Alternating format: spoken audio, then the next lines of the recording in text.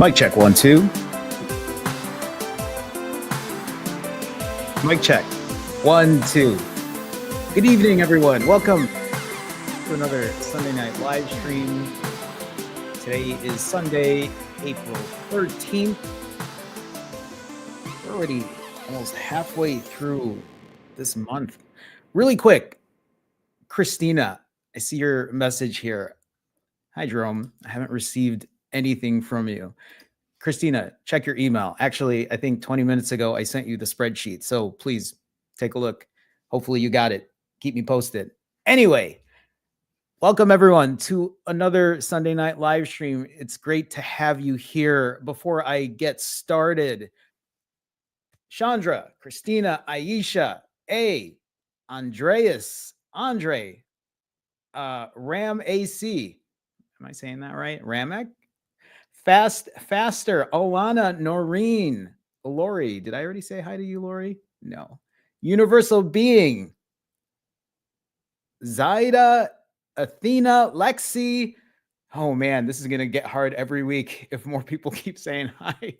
This is Angelus, Angelica, Priceman 5, Pamela, Lana Tana, Lula, Josh, Divine, Eric, Savage Dad, Audrey. Hello, everyone. Good evening. Nice to see you here. Thanks for being here for another accountability live stream, another Sunday night where we talk about where we're at on our health and wellness journey. I think the one thing that's really important to talk about here is the reason I do this every Sunday night is for me to be accountable, but also because I prioritize my health and my happiness, my health and wellness.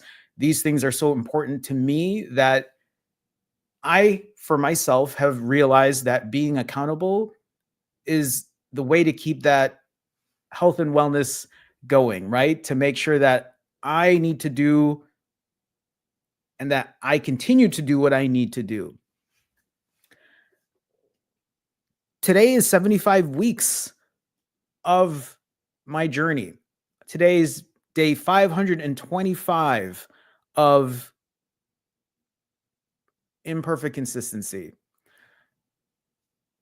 This is going to be another week of me talking about imperfect consistency, but I want to actually talk about the reason that I'm starting to find long lasting success in what I'm doing. This isn't the first time I've gone through this journey. This is actually the second time I've done this. But my hope is the second time around that this is it.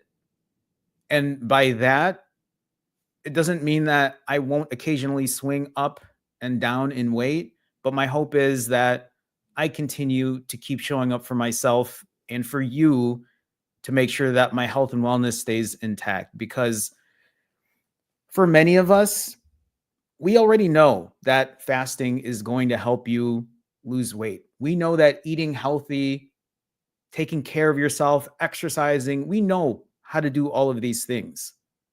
It isn't rocket science to keep yourself in a healthy state for many of us. The hard part, I believe, for many of us is the psychological part of it. How do we keep going?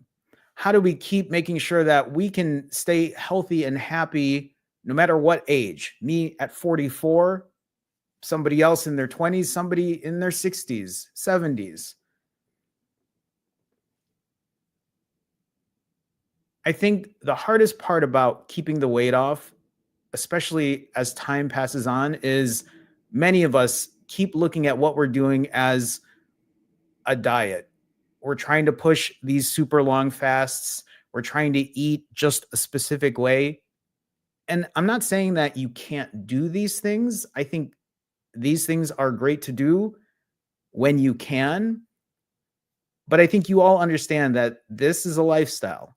Fasting is my foundation. Fasting will always be a tool that I will use most likely on a regular basis for the rest of my life.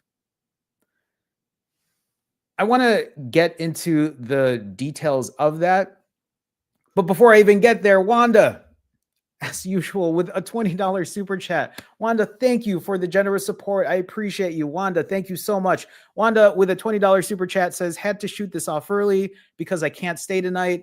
Wanda, thank you again. Appreciate you. Got to get up extra early for work in the morning. Finished a 46.5-hour fast, refed, and now I'm 3 hours into another 42-hour fast. It was a good week. Gonna watch the replay. Wanda, thank you so much for your support. Congrats on finishing a 46.5-hour fast. Hopefully, you're continuing your progress on your journey. Obviously, you are. Wanda usually updates us with where she's at every single week. Good luck on your 42-hour fast. Look forward to seeing how that progress continues for you. So keep doing your thing. Appreciate the transparency. Thank you for being honest about what's going on with you. And again, thank you so much for the support. I appreciate you so much. Thank you, Wanda. Thank you so much. So as Wanda says this is a question for all of you, right? This is an accountability live stream. Where are you on your journey? This is a place where I feel like when I talk about accountability, the importance for me, I do this every Sunday because I need to be very transparent and honest about what I'm doing. Because the moment that I stop that transparency, the moment I stop being honest about what I'm doing, that leads me to start hiding when I eat. It starts this really bad habit of me doing things that I shouldn't be doing. It also hinders me from doing the things that I should be doing, like working out. So with that being said, right, Where are you on your journey? Whether it's good or bad, this is a safe space for all of us to share where we're at and how we're doing. If accountability is important to you and you want to share that, sometimes it makes it easier to just kind of get it off of your chest, right? And put some accountability to where you haven't put that before. So please feel free to share in the chat. I go through the live streams every day. I go through the live streams every night after the live streams end to see where people are at. Don't think that I don't see your comments or your chats, because I honestly do. I always go through it, always appreciate the support that's in here. So even as I say that, right? It's Sunday for most of us here, might be Monday for others, but I'm wondering, and the other question I have for you is, did you come in here already on your journey? Or are you in here right now saying, I'm going to start my journey on Monday. I'm going to start tomorrow. My hope is it's not the latter. My hope is you didn't come here because you're like, you know what? I had a shitty week. I can't wait to start on Monday. I'm going to start on Monday. And if that's the case, that's the case. But one of the things that I always like asking is this the first time you've done this? Is this the first time that you've come in here and said, I'm going to start on Monday? If that's the case, hey, I get it. We all need to start somewhere, right? But are you that person who's been with me for a while, who's kept saying to themselves, I'm going to start on Monday. I'm going to start on Monday. I'm going to start tomorrow. I'm going to start on X certain day on this month, after my birthday, after vacation ends. That kind of thinking, that type of, I'm going to start tomorrow, I'm going to wait till Monday, it is a vicious cycle. And maybe the thing you need to ask yourself is, why do you keep saying, I'm going to wait till Monday? Why do you keep saying, well, you know what? The weekend's here, so I'm just going to eat whatever I want and I'm going to start on Monday. Why? Why do you put yourself in that situation instead of just giving yourself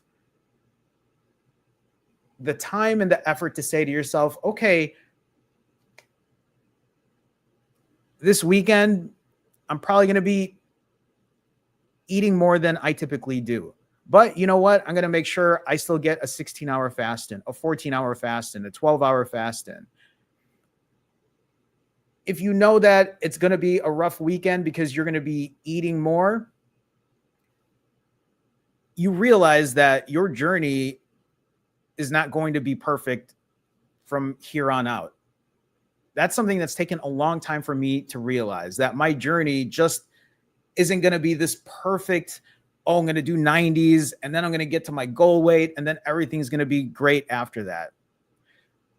What you're doing for yourself, if you keep saying, I'm going to start on Monday, I'm going to wait till the 1st, I'm going to wait till after my birthday, I'm going to wait until after I turn X years old, I'm going to wait until this vacation is over, I'm going to wait until whatever that might be. The disservice that you're doing for yourself is you're not learning from those other moments of, okay, you might wait until you get back from vacation, but what happens on the next vacation? You might say, well, I'm going to wait until after I turn whatever age, but what happens when the next year comes around? What happens when you say, I'm going to start after the holidays? I'm going to start after the new year. How many times have you put yourself in this position? How many times are you going to cycle over and over and over again? How do I know this? Why do I know this? Because that's been my life for 40 plus years. That's how I used to look at everything. I'd always give myself an excuse to start over. I tell myself, okay, you're going to do a 90-hour fast. 23 hours later, give up. Then eat and binge and say, I'm going to start tomorrow. Why? I don't even think it's so much because I couldn't get through a 90. I think it was more so the case that I didn't want to do any of it anymore. The goal was too big. I was setting myself up for failure in a lot of ways, trying to put all of these things as my goal and not being able to achieve it, and realizing oh my God, not only am I going to do a 90-hour fast, but I'm going to make sure I'm going to eat perfectly. I'm going to make sure I'm going to exercise perfectly. I'm going to make sure I do all of these things. I'm going to get my life in order. I'm going to finally do all the things I said I was going to do, right? You have this huge checklist. And then the moment you start and you start checking those things off the checklist, you feel very overwhelmed. You feel intimidated with all the things that you have to do. And then you're like, fuck this. I don't want to do this anymore. You know what? I'm going to start tomorrow. And then you start this vicious cycle, starting the process of doing all of these things you said you were going to do. And for many of us, we even make it even harder. We add things to the list. Oh, you know what? I couldn't do that 36-hour fast. So now I'm going to do a 72-hour fast instead, right? We start counterbalancing when instead what you could be doing is practicing imperfect consistency. When I talk about doing something that is long lasting, the reason that I am 525 days into my journey, the reason that I'm 75 weeks into this journey is because I practice imperfect consistency, because I tell myself, okay, today I'm not going to fast as long. Am I going to start over? Oh, you know what? I have plans to go out with friends and I'm not going to eat the cleanest. So, you know what? After I finish eating with them, I'm going to start over because you know what? I'm never going to eat out with friends again. I'm never going to go on vacation again. I'm never going to have back-to-back eating days again. You're setting yourself up for failure if you keep telling yourself you're going to start over instead of practicing imperfect consistency. I have a lot to talk about when it comes to this, and I want to make sure I get through a lot of that, but this is the month of April, and I'm talking about accountability, and I said to all of you that this month I am going to perform 10 65-hour fasts back to back. I should ask this question every Sunday for the month of April, but where are you accountability wise? Are you in on this challenge? When I started this challenge on March 31st and said, hey, I'm going to be doing 10 65-hour fasts back to back. You can join if you want, but you don't have to. The only thing I ask is you do something that will hold you accountable, whether it's rolling 36s or doing OMADs or a mix of it, or making sure you get your steps in or you sleep well. Where are you at for the month of April? Did you join in on the challenge? Please let me know. If you're looking for accountability, this is the place to get it. If you're looking to hold yourself accountable for the things that you're doing and making sure you're doing them well, or even if they're not going well, to make sure you show up, share that. Share that with me. Share that with others in here. Let people know where you're at. Maybe that's the stepping stone you need to make sure that you never start over again.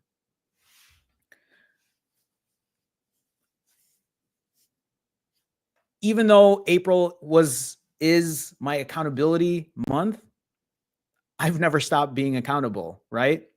I've been accountable since I've started this journey. You've all seen it. You're here every Sunday. I'm here every Sunday, showing up for all of you. I share what I eat. I share where my weight is. That accountability to me is so important that I know I can't leave it. Think about where you would be if you showed accountability in that type of way for the last 75 weeks. I say this every week, but think about that. If you practiced imperfect consistency instead of the all or nothing thinking, if you practiced imperfect consistency instead of the black and white thinking, and when I talk about all or nothing, when I talk about black and white thinking, I'm talking about you give yourself these huge goals. If you don't get to those goals, then you say, fuck it, I'm just going to start over, right? All or nothing mentality. There's nothing here in the middle. This is something I'm very guilty of. This is something that I've done for pretty much my entire life. This is something that I still struggle with, but I've been a lot better about it today. But think about where you would be if you had just said to yourself, I'm going to keep practicing imperfect consistency. Think about where you'd be if you started with me at the very beginning, 75 weeks in, losing a pound a week, which I think for many of us is a reasonable goal. to lose a pound a week to get to our goal weight. You'd be 75 pounds down. And even if it wasn't a pound a week, imagine if there were ups and downs, like many of us do.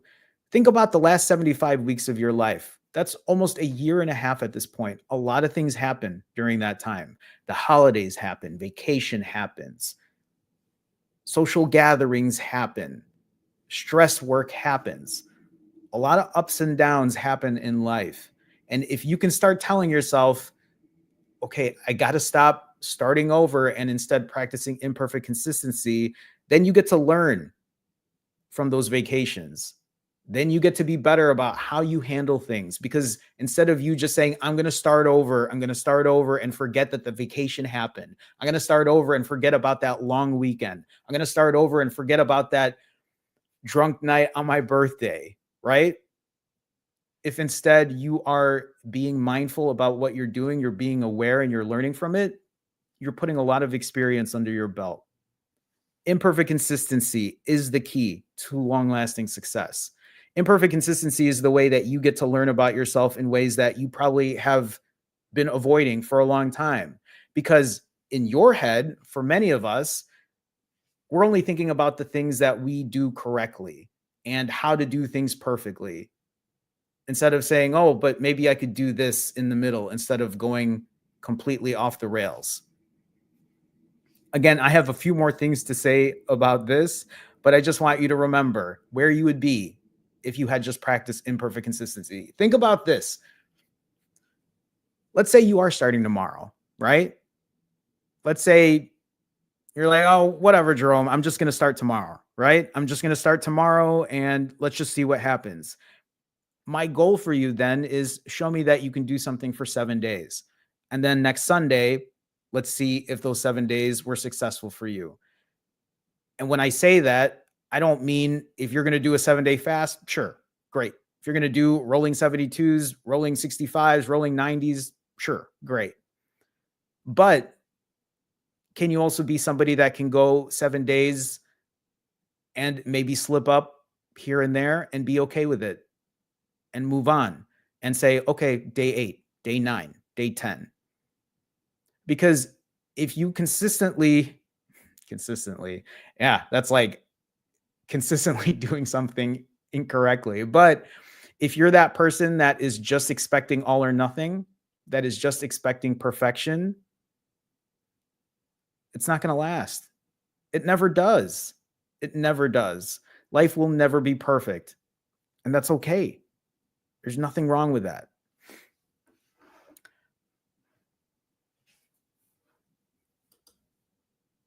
I hate that it always does this now. Okay. Today is day 525 of my journey. Today is 75 weeks into my fasting journey, into my health and wellness journey. 75 weeks. Actually, I'm wondering how many months is that? Yeah, actually that we're almost right at a year and a half of doing this. In the last 525 days, I have completed 212 fasts. 313 of those days, I haven't eaten anything. That's a lot of days of no eating in the last 525 days. Think about that. In the last 525 days of my journey, I have not eaten for 313 of them. In those 313 days when I haven't eaten, did I just lie in bed and do nothing? Nope. When I talk about long-lasting success, those days that I fast, I go for a walk. Some days, they're an hour walk. Some other days, they're a 2-hour walk. In fact, today was a 2-hour walk for me. Now, was I walking for 2 hours because I was trying to lose weight? Yes and no. I go for long walks, not because I'm just trying to get all this cardio down, but I take long walks because for me, it's therapeutic. For me, it's a good way to clear my mind. It's also a way for me to, I like to call it stacking habits. When I go for my long walks, I practice my Japanese lessons. I listen to them. I talk in Japanese while I'm walking around the city of Chicago, regardless of what anyone thinks, and I go about my day. But for me, I go for my walks. I go lift weights on the days that I don't eat. I work. I do coaching sessions. I work with my other clients for the other part-time work that I do. I live my life normally. When you look at this, and I talk about 313 days of not eating, I want you to understand that they're not days where I'm just lying around waiting for time to pass by. Long-lasting success, especially when it comes to fasting, you're going to have to understand that there are just going to be some days that you might not be eating. Or if you're in this place where you can eat every day and keep the weight off or lose weight, you still know that fasting means you are going to be taking time away from food every now and then, whether it be 16 hours or 60 hours. I have learned for me that I don't need to eat every single day. I don't need to have food in my face every single day. I don't need to eat 3 times a day, 5 times a day. I don't have to think about food every single day. Food doesn't have to be part of my life every day. And I've shown that now for the last 313 days. On average, I have been fasting for 53 hours and 15 minutes over the last 525 days. So for a little over a 2-day fast on average. That doesn't mean that in the last 525 days, I've just been doing 53-hour fasts over and over and over. What that means is in the last 525 days, on average, I average somewhere around over a 2-day fast. That means that in the last 525 days, some fasts were as long as 160 hours. Some were 90 hours. Some were 16 hours. But either way, they average around 53 hours. For me, I'm big on hitting my timer, right? When I talk about hitting a timer, I'm talking about timing my fasts, making sure that I'm always aware of whether I'm fasting or I'm feasting. Because I know that if I'm not hitting a timer and I'm being completely ignorant about, well, you get to eat whatever whenever you want, it's very difficult for me. The longer my eating window is, the easier it is for me to slip out of my habits and start just eating whatever. That's why I always hit a timer. That's why I'm always recording this. For the last 525 days, I have not stopped hitting a timer.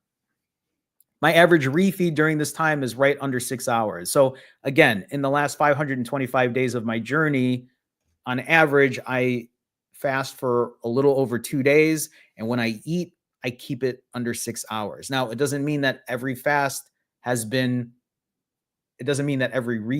been 6 hours. Some days I eat 2 hours. Some days my refeeding window is 8 hours, sometimes 10 hours. So it varies from here and there, from here to there. But on average, over the last year and a half at this point, I fast for around 2+ days and I refeed for around 6 hours. Now, this doesn't mean that what I do is what you should be doing. I need to reiterate this, and I'm going to reiterate it later as well. When I put my videos out, when you watch me eat or the way I fast, it doesn't mean that you should be mimicking what I'm doing. What you should be doing is figuring out what your journey looks like. Just because I fast for 65 hours or 90 hours or 160 hours doesn't mean that you should be doing that as well. Just because I eat for 4 hours and I'm eating 5, 6, 7,000 calories doesn't mean that you should. You need to do what works for you. You need to do what's sustainable for you. You need to do what you can do on a consistent basis so that this can be something that is long-term for you. If you just did what I did for 5 months and fasted for 93 hours and ate for 4 hours, literally fasting for 4 days and then eating for 4 hours and then fasting for 4 days again and eating for 4 hours for 5 months, I'm not saying that other people can't do it, but I know for a lot of people, that's not going to be a good time. Eating 6,000 calories, sometimes I see people in the comments saying, Jerome, I can't eat that way. No one is saying to eat that way. Please do not eat the way I eat. You have to figure out what works for you. I eat until satiety. Most people don't have to eat as much as I do to get to satiety. The diet part is still a big part that I'm working on, just like all the other parts of my journey. Just like everybody is unique in what they do. I'm really good at fasting. I don't have a problem fasting. My diet needs work. My exercise could be better. For you, most people I work with, most people I coach, the fasting part is the hardest part for many people. People can get their diet down. They're okay with that. People are really good with exercise. Again, you have to figure out what works for you. And then as you start doing it, as you start logging, as you start learning, take that data, figure your emotions out, right? Figure what works and what doesn't, tweak it, optimize it, and be better. If you need help with that, you can reach out to me. That's what I offer coaching for. So if you're looking for an actual plan or a strategy, please feel free to reach out. So let me talk about, since we're talking about April and we're talking about the accountability for April, let's just go through the numbers. I've shared this in my last video. We'll share it again today, but this is the weight for me over the month of April. On April 1st, I weighed in at 163.4 pounds. So just for context here, I was 163.4 pounds April 1st because my weight had gone up after going on vacation for 27 days. And then when I came back in the middle of March, I wasn't able to roll back into my regular fasts. I would do fasts, obviously, some long ones, but a lot of shorter ones. And that still continued to get the weight to go up. Did I start over? No, obviously not. Today's day 525. Did I say, fuck this, I'm just going to eat whatever, I'm going to binge now, and then we're going to start over? No. Instead, I took it for what it was, and I kept it moving.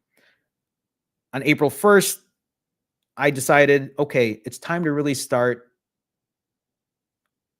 pushing the levers up, turning the dials when it comes to my fasting, my diet, and my exercise. So I started doing 65-hour fasts. I said, you know what, for the entire month of April, let's do 65-hour fasts over and over and over.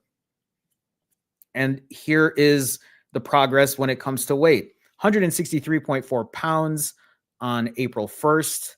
And then every 65-hour fast, you'll notice here. The first 65-hour fast brought me down to 155.2. The next 65-hour fast brought me down to 153.2. The next 65-hour fast brought me down to 151.6. And then yesterday, my last 65-hour fast after doing 4 in a row brought me down to 149.4 pounds. So 14-pound drop in 12 days by doing 65-hour fasts and still eating. Right now, my average calorie-wise over the last couple refeeds here has been around 4,000 to 4,500 calories is my guess. Just to add a little on here as well. These are my refeed weights for the month of April. This is what I weighed in at after I refed. So this is usually the highest weight I'm going to be after a refeed. This is the day after a refeed. On April 1st, I weighed in at 163.4. Then after my 65-hour fast and after my refeed, 161. Did a 65-hour fast, I refed 158.4. Did a 65-hour fast and refed 156.6. Did a 65-hour fast and refed 155.6. That's an 8-pound swing in 13 days. Now, why do I show the refeed weights? Because I want you to understand the reason. If I go back to this other slide here and I show you my weight in general after a 65-hour fast, the reason the weight keeps going down is also because when I refeed, that weight is also less than where it was the last time. This is how I figured out that 90-hour fasts was what worked for me at the beginning of my journey, because of the volume of food that I eat, because I eat 6,000 calories, 7,000 calories, 5,000 calories. I lost weight at such a tremendous why am I forgetting the word? I lost weight at such a tremendous pace when I did 90s that I could still eat whatever I wanted, that I could still eat 6,000 calories. Now, the difference here, doing 65-hour fasts, completely different. For me to be able to continue losing weight at, let's just say, at a pace of around 1 to 2 pounds every 65-hour fast, I really have to nail down the diet. That is still my biggest issue. It's still something I'm continuing to work with. I was going to talk about what my refeed was like yesterday, but maybe I'll get into that in a second because, well, no, we can talk about it. So yesterday, and I'll be putting a video out about it, but yesterday my refeed was, well, let's just be honest, it was shitty. My refeed yesterday was a lot of beer because I was out with friends. It was beer and chips and cookies, and I got a burger and fries. And then even at the end of the night, I got Taco Bell. Like, it's probably one of the dirtiest refeeds I've had in a while. And despite that, luckily, my refeed weight this morning, I thought was going to be awful.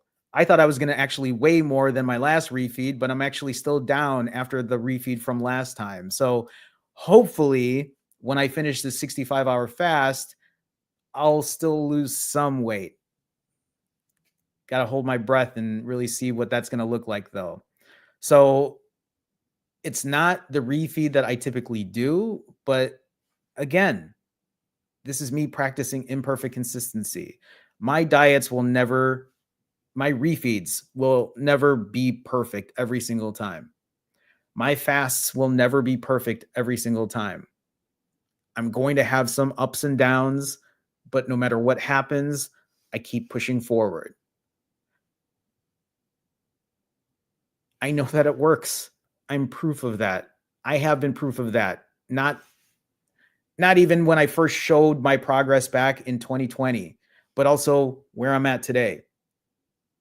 Actually, the second time around, I showed that I could even do it at a record pace, losing 80 pounds in less than 5 months, still eating whatever I wanted during those 4-ish hour refeeds back when I was doing 90-hour fasts. You have to do what works for you and figure it out. If you have a shitty refeed, doesn't mean that you have to start over. If your fast doesn't go as long as planned, doesn't mean you have to start over. Maybe what it means instead is then you start working on your other levers, the way you eat, how long you refeed for, what your exercise looks like, how you sleep. Imperfect consistency is what is going to get you to have long-lasting success. Currently, I am, just to give you an idea of where I'm at fasting-wise, if I can get this to come up. Currently, I'm 19 hours and 54 minutes fasted. So just under 20 hours. I refed last night. I refed pretty shitty. So I'm pretty bloated at the moment, but we got to do fit check. So let's do fit check. This morning I weighed in, like I said, at 150. What was I at? This morning I weighed in at 155.6 pounds. So I'm not at the 140s like I was yesterday. In fact, how much weight did I put on then? I put on 6 pounds, about 6 pounds.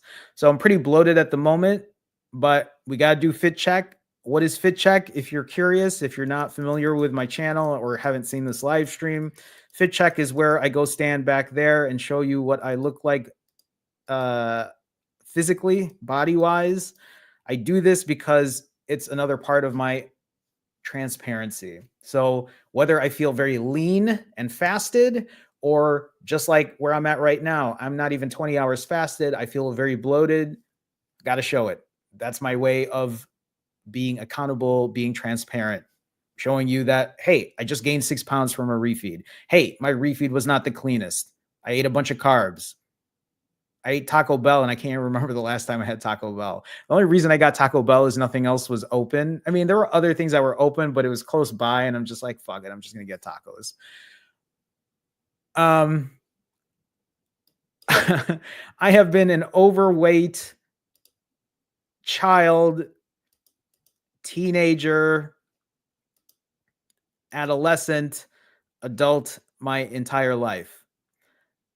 I have worn size XL, size double XL shirts, even though I'm only 5'3". I used to have to wear shirts that big because nothing else would cover my stomach from showing.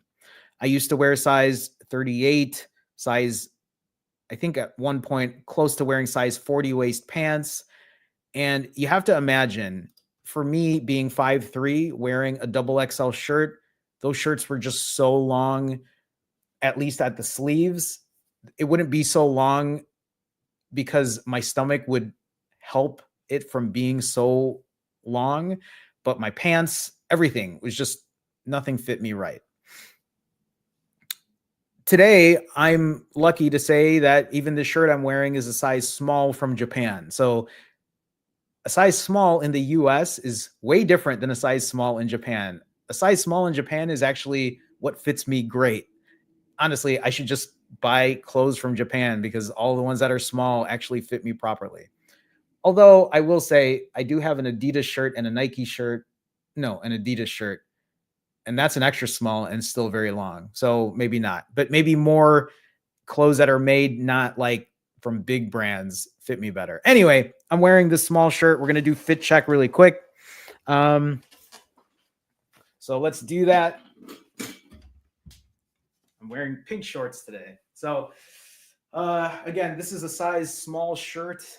These shorts are actually boys shorts. See, this is, oh, I thought I had like, that's not muscle. So I think these are extra large youth shorts. But anyway, fit check. Again, this is me bloated right now. This is me the day after a refeed. This is me up 6 pounds. Yesterday, I was lean at 149. Today, I'm at 155. So I am holding a lot of water. Probably holding extra fat, but okay. Front shot, side shot, right?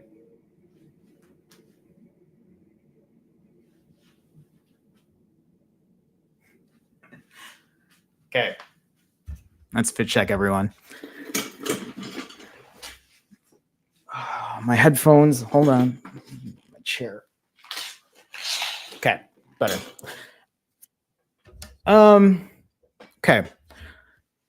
The question I get asked a lot is, do I have loose skin? I always talk about this every week. I'll always bring it up here because hopefully anybody who's watching this who has that question will then realize, yes, I do have loose skin. I mean, you can see it, right?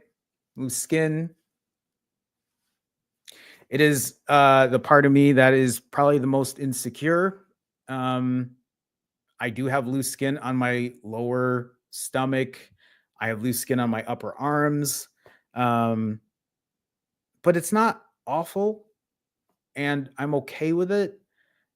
Is it something that maybe I want to take care of in the future? Maybe. But right now, actually, my goal is to still continue getting down to a lower body fat percentage. Besides a number on the scale. For me, I think the more important part is I continue to build muscle and I continue to lose excess fat. I probably will be getting a DEXA scan soon, an update to my DEXA scan, because if you don't know, I had a DEXA scan done in November of 2024 after doing this for a year. And I would love to get another DEXA scan maybe in the next month or two to kind of see where I'm at. So, yes, I have loose skin. Yes, there are days I feel insecure about it, but it is what it is. I'm also 44 years old. I also used to have like a much bigger neck, and that's part of the reason that this is so, whatever. I used to wear double XL shirts, and now I wear youth shirts. I used to wear a size 38 waist, and right now I wear a size 28 waist. And even when I wear a size 28 waist, I have to put a belt on it because it's still too big on me. So, yeah, there's extra skin. You got to remember, I've been this weight for 40 plus years. This weight just came off over a year ago, right? I mean, I've lost it before as well, but there's been a lot of swings. And this is actually probably at this point the longest I've kept this weight off. So at this age and with that much change in weight after being morbidly obese for so long, yeah, like things don't always stretch or snap back the way they probably would have, but that's okay. So when I talk about imperfect consistency, I want to bring two things up here when it comes to imperfect consistency. Okay. I put a video out yesterday, and it's always the people who don't know my channel well enough. So if you're watching this, sometimes, right, somebody put there like, when I drink, because I put a video out, and when I finished my last 65-hour fast, the night before my 65-hour fast ended, I got invited to go out to a bar. So I went out to a bar, hung out with friends, and I drank a Diet Coke. My God, some people, it's as if it's like, you drink a Diet Coke. How dare you? How could you drink a Diet Coke? And it's always funny to me because this is exactly what I talk about when I talk about imperfect consistency. If you want to drink water all day, that's on you. Feel free to drink as much fucking water as you want, right? I have proven that when I lost the 80 pounds, I would have a Diet Coke. I drink black coffee. I drink unsweetened iced tea. I'll have a LaCroix, right? Sometimes there are people who think there's only one way of doing anything. When people watch me eat, they're like, I can't believe you would eat that way. Why would you eat that way? Here's the thing. Before I drank Diet Cokes, I used to drink Mountain Dew, regular, straight up Mountain Dew. I would drink a 2-liter every single day back in my teens and in my 20s, every single day. A 2-liter of Mountain Dew minimum. Do you know how much sugar is in that? Here's where I'm getting at. I have been a type 2 diabetic since I was 22 years old, since 2003, right? I've been a type 2 diabetic for 20 plus years. All of that has been reversed. My type 2 diabetes, my high blood pressure. So for people to be all up in arms about a Diet Coke that they don't even have to drink,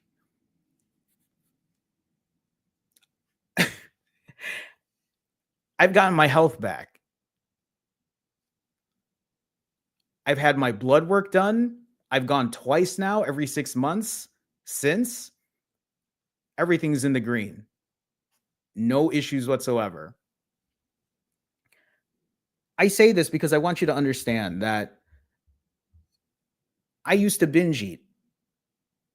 I used to be depressed. I wouldn't leave my apartment. I lost jobs because of my depression and my binge eating.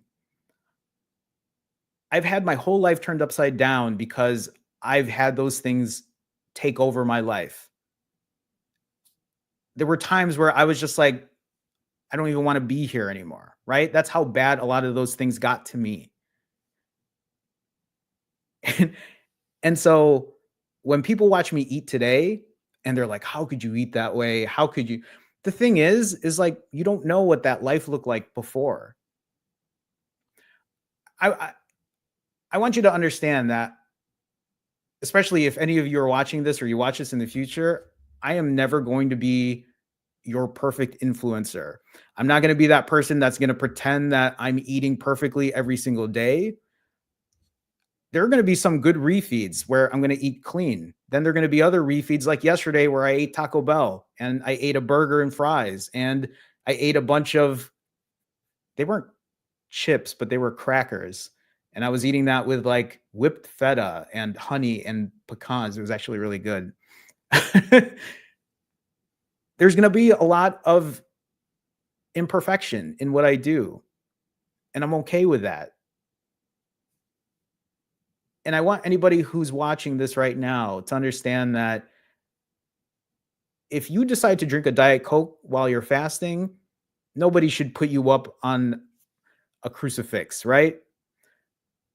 If that is what helps you get through a fast, a prolonged fast, and you can get the weight down, more power to you. For some other people, even if that means eating a little bit, but you're still losing weight, more power to you. Go do that. Imperfect consistency means that there are going to be days where you do things really well, and you're going to have some other days where, hey, it's going to be harder. You might have to change some of the things that you do. At the end of the day, ultimately, you don't have to drink Diet Cokes forever. You don't have to eat something small while you fast forever. These are things you can change over time. These are things that you can get better at over time. My diet has gotten so much better over time. You realize, well, maybe you don't realize, but for me, I didn't even eat vegetables until I was 40. I really didn't start eating vegetables until I got into my 40s. That's how long the progress has changed for me. Because back when I was in my 20s, it was literally in my 20s, it was a 2 liter of Mountain Dew. It was whatever chips or whatever processed foods there were, and it was fast food all day, every day. And it was a lot of Counter-Strike. Counter-Strike is a game I used to play on the PC. That was literally my 20s. That's all I did was play video games and just eat shit food. That has changed over time. But in my 20s, in my 30s, and even in my 40s, I have always dealt with binge eating. I have always dealt with using food as a coping mechanism. I have always used overeating and binging to numb things out, to forget about my problems. So much of that has changed with where I'm at today. So much of it.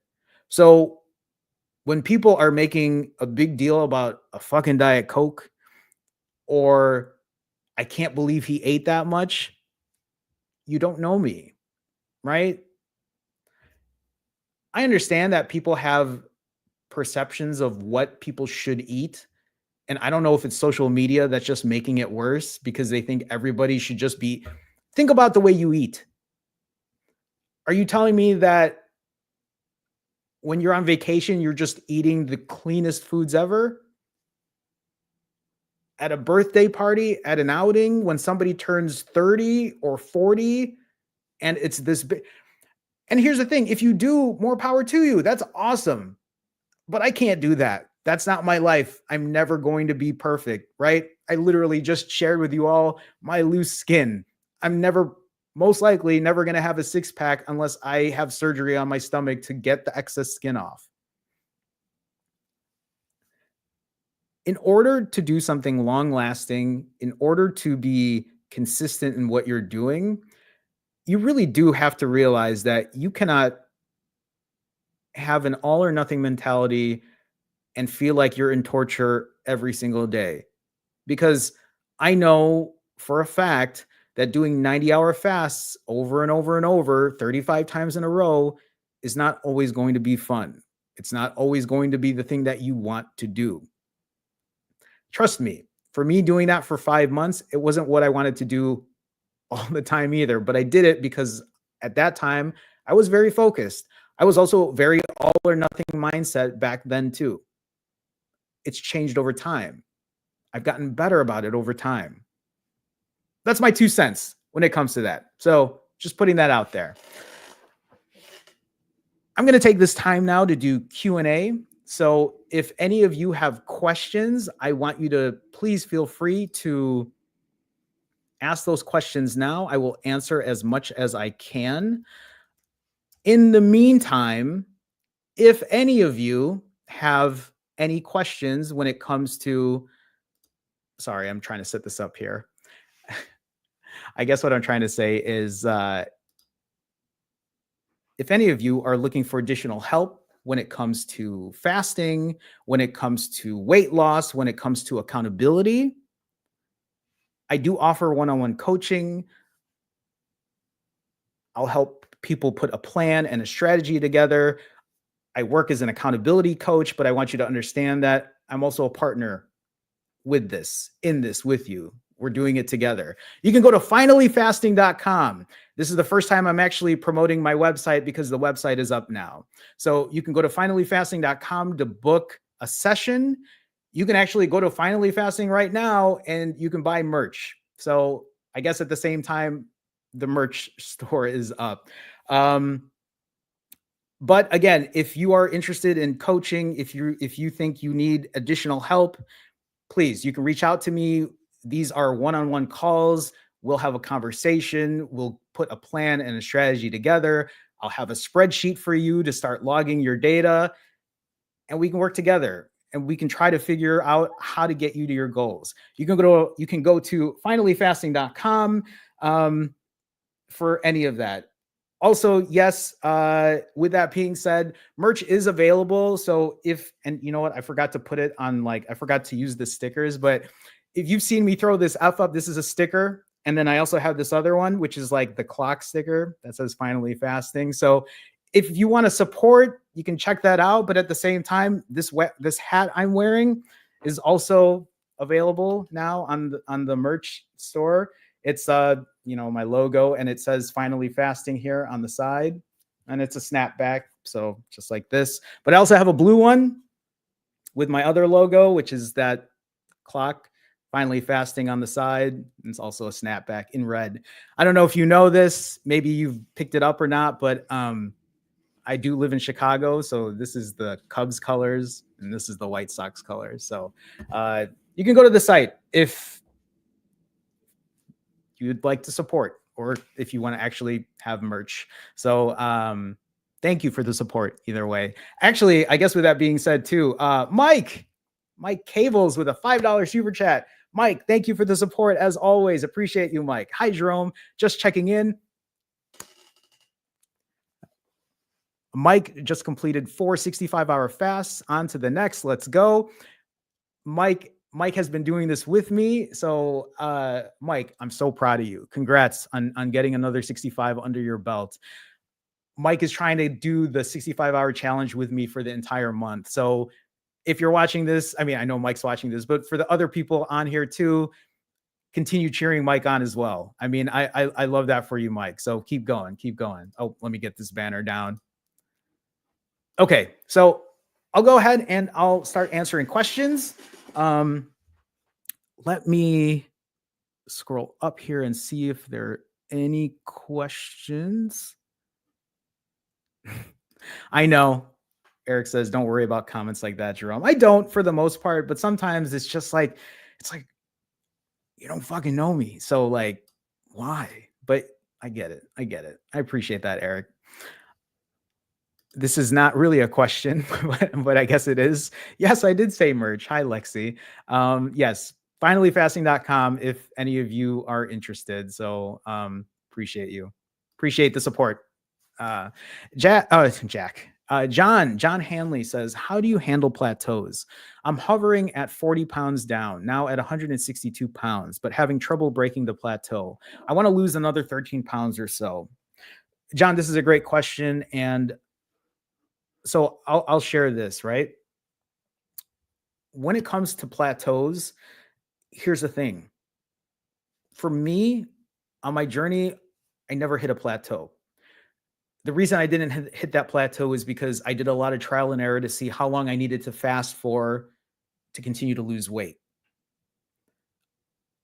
I also use that fasting number to then decide, okay, if I fast for this long, can I still eat this much and continue to lose weight?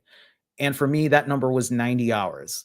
That's how I got to that point. And so if you watched my journey in November of 2023, I was able to lose 80 pounds in 5 months, less than 5 months. And there was no part of that plateaued, no part of that whatsoever. Now, though, to answer your question, the fact that you are plateauing, I look at it as two things, right? And you probably know this, John, but you tell me. One, you're either fasting for longer, right? Or two, you're cleaning up the diet. There's obviously other factors at play here. Adding exercise, strength training, all going to be helpful with that. But you have 13 pounds down to go, which sounds to me, right, that you're at a lower part of this. So it's harder to lose weight at this point. So I feel like something either, and I don't know what your fasting plan is right now, but I also don't know if that means, well, maybe it means adding an extra day of fasting in, or really tightening up your diet, or what does your refeeding time look like? How long are you refeeding for? Should you cut that even shorter? A lot of factors come into play there, but that's really the best way that for me, that's how I basically deal with it. And I know it sucks to say, well, just fast another day or eat cleaner or shut the refeed down even shorter, but sometimes that's kind of what it takes. So I'm sure there are other people in the comments that can maybe help answer that question, but hopefully that's helpful, John. Hopefully that's helpful. Let me see here. Oh, Priceman5 with a $10 super chat. Priceman5, thank you for the support. As always, appreciate your support. Priceman5 says, hey, Jerome, just paying my tuition and saying thanks. I appreciate you. Priceman5, thank you so much. Thank you for the support. The clock is running again, and I'm still on the road to under 200 as my April goal. Currently 212. Let's see you get to that, Priceman5. You'll have to keep us posted. Decided to become a member when I hit the goal. Please let us know. Let us know, Priceman5. And I can't remember, because I know you had commented recently. I think I actually commented on your comment, but I couldn't remember what fasting protocol you're on right now. All right, there's still another half month, and let's see you get there. You'll have to keep us posted. Also, don't forget, regardless if it's under 200 or not, that's still 17 days. That's still 17 days of progress. That's still 17 days of getting fast down. That's still 17 days of exercise. That's still 17 days of making mindful choices when you do eat. That's still 17 days of making sure you sleep well. So you'll have to keep us posted, Priceman5. Oh, but again, thank you for the support. Appreciate you. Appreciate you. John says, great advice. Thank you. You're welcome. I can definitely eat healthier on my eating day, and I can cut my refeeding time to be a shorter period. Yeah, I think even just making small changes like that to really see where you're at can maybe start getting you out of that plateau. So 60s, Priceman5. I see. I gotcha. Yeah. I mean, right. As long as you're not eating 6,000 calories like me, I think that goal is truly possible. So keep us posted. Again, anyone who's in here right now, I'm doing Q&A. So if you have a question, ask now. Now is the time to ask that question. Yesi.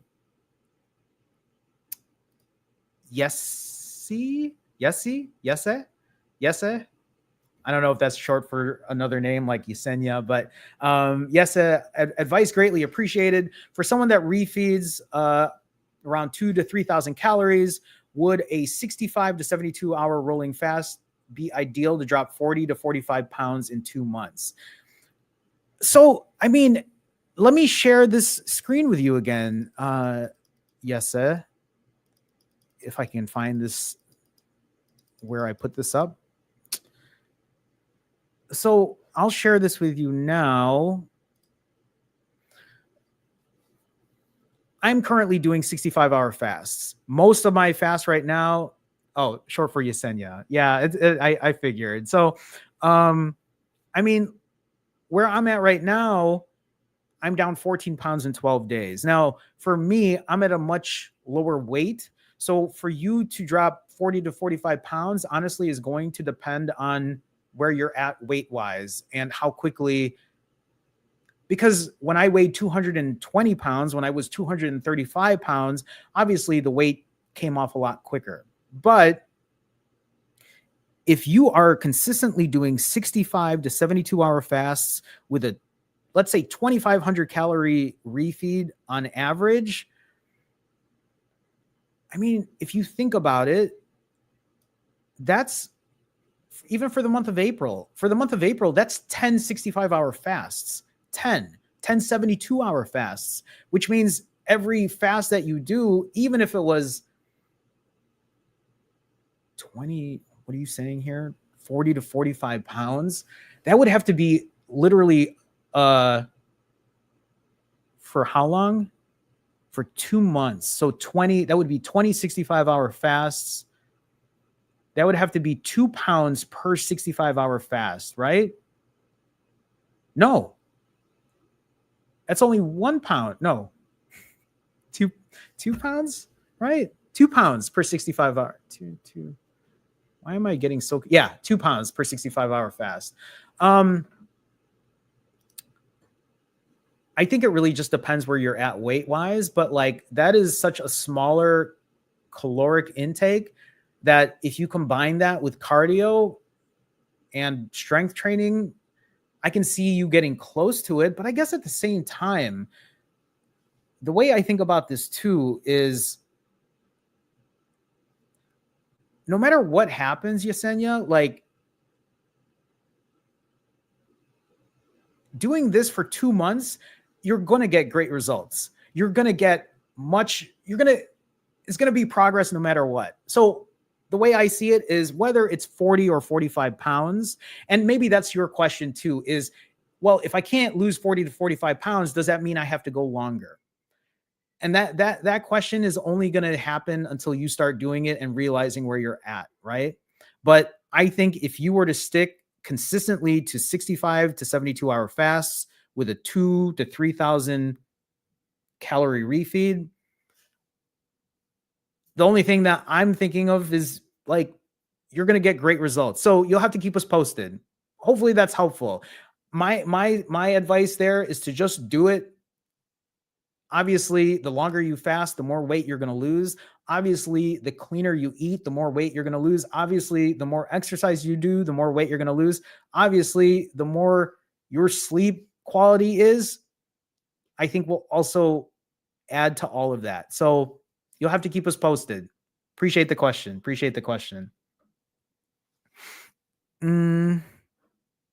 Divine says, I've been trying to be a member. Oh, I forgot to mention that as well. If you go to the description on my video or the description of this live stream, there is a link to be part of the Finally Fasting fam. So if you click there, you'll be able to get to that. And again, for anybody who's watching this, if you want to be part of the Finally Fasting fam, if you want to support me in that type of way, you can click the link there.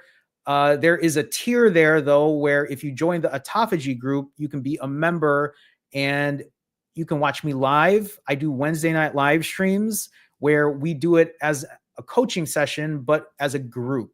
It's a very smaller, it's a smaller group. And we have a spreadsheet, a communal spreadsheet that we share together. We put our goals down for the week, and every Wednesday night I go through them. Other people will hop on the live stream. They'll talk in chat, right? So it's more of an intimate thing, but if you want to be part of that, you can do that, Divine. And oh my God, am I looking at that right? Holy Ray. Oh my goodness, Ray with $100 super chat. Holy shit. Excuse my language, but Ray R. Gable Jr. with a huge donation with $100 super chat. Ray, thank you so much for the support. Ray says, Jerome, you're kicking ass and have an amazing community behind you. thank you for that. And I agree. I have a great community. I'm very thankful for this community. You'll continue to have those that want you to look back and turn into a pillar of salt. Do not look back. Ray, that means a lot to me. That really does. Obviously, as I was talking about what I was saying earlier, you know, sometimes it gets to me, but for the most part, I'm okay. But I appreciate that. That kind of encouragement is very helpful. So thank you so much. Keep pushing ahead. We're all with you. Ray, thank you so much for the huge donation. Thank you for the $100 super chat. I appreciate you so much. And you're absolutely right. For the most part, I try to not let anything like that get to me. And for the most part, I don't. But I also wanted to bring it up because I want people to remember that just because I have eaten clean on some of my refeeds doesn't mean that I'm going to have some other days where I don't. Just because I drink a Diet Coke every now and then during my fast doesn't mean that I'm going to throw everything away or that it doesn't count or that it doesn't matter, right? I think what's for me, honestly, I think the biggest issue right now with social media is there's so much stuff out there where people are, I don't want to say pretending because I'm not just going to like outright, but sometimes it's like it's people are just looking at the positives of everything. And it's not even the positives, but it's like it's showing it's as if everyone is eating the healthiest, and the only way you're going to be able to get to a goal, the only way you're ever going to be able to lose weight is if you eat the cleanest way and exercise this way. And I want to continue showing people that, like, hey, you don't have to be perfect. I didn't lose 80 pounds. And listen, losing 80 pounds in 5 months is nothing short of amazing. And even I, right, even for me, I don't want to brag in that way, but like for me to lose that weight and still eat whatever I want, eat whatever I wanted then, I think is a huge, I look at that as like, it's like, hey, this can be done and you can still eat whatever you want. And it doesn't mean you have to eat this way forever, because obviously I don't eat the same way as I used to in the past. But anyway, I think you get with what you get what I'm saying. Ray, again, thank you for such a huge donation. I appreciate the support. Thank you so much, Ray. Sherry, also with a $5 super chat.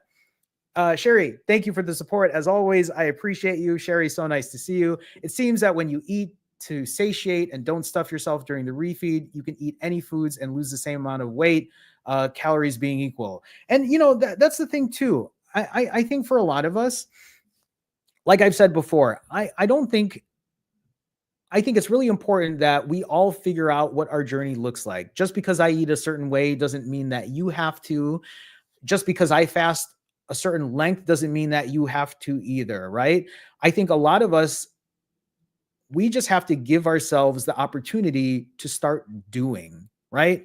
Stop listening to, you got to do this exactly and it can only be done this way and this is the only, right? I think instead it's like, why don't you just do? That's why I tell people, just hit a timer. 16 hours, 38 hours, 133 hours. Why don't you just hit a timer and go and start? People always say, Jerome, how do I start? By just doing. You just go. Jerome, what do I eat? You already know how to eat healthy. So the cleaner you eat, the better it's going to be for you. Obviously, there are ways to tweak this and optimize it, but I think for most of us, it's just getting started. Sometimes a lot of us are like, oh, okay, so I'm going to fast. I'm going to eat super clean, and then I'm going to walk 10,000 steps a day and lift this many times a week. And it's like, hey, you're stacking too much on right now. Why not just hit a timer, see how long you can fast for? Eat as clean as possible, keep the refeed short. Doesn't have to be 10,000 steps. Maybe all that means right now is you get your ass out the door and you walk around the block. Maybe it means twice a week you get into the gym and you do a set or two. And then as you continue doing, you get better at it. Just like anything in life, we only get better by doing. We only get better through experience. So anyway, Sherry, thank you for the $5 super chat. I appreciate your support as always. It's great seeing you here. Thank you so much. Thank you. Thank you. Let me go ahead and scroll back up just to see if there are any other questions.